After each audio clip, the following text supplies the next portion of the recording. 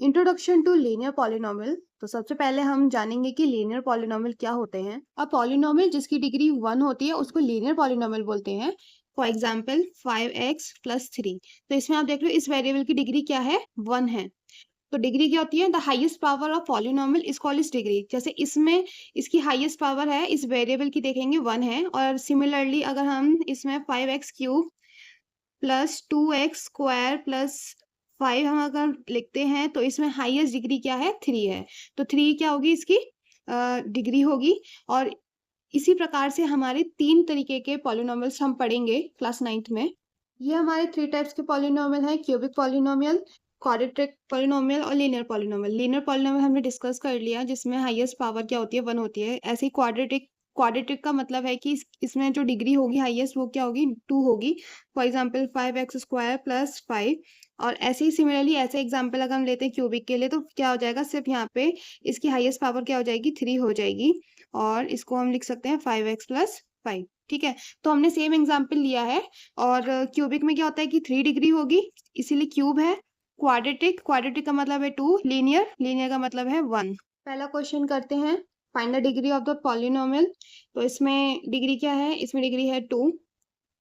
ठीक है, इसमें डिग्री है 3, इसमें 0 डिग्री है, जिसका कुछ नहीं होता वो 0 होगा।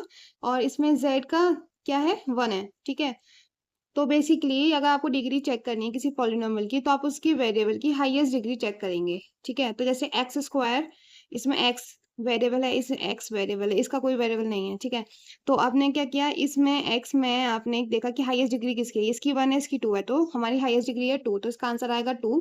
ऐसे ही इसमें चेक करेंगे y, तो इसमें देखो 3 डिग्री सबसे बिगर है तो 3 आएगा यहाँ पे। इसमें कोई वेरिएबल ही नहीं है, तो जिसका वेरिएबल नहीं होता वो 0 डिग्री रहता है।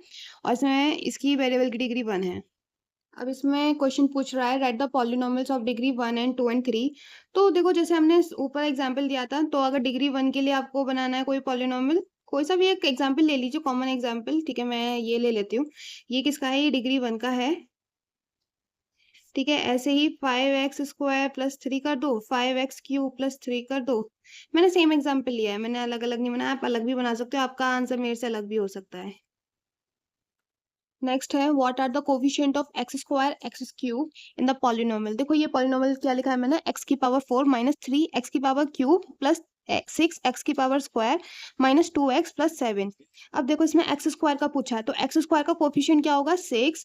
और x³ का कोफिशिएंट क्या होगा, -3। देखो हमेशा साइन के साथ लिखते हैं कोफिशिएंट्स को।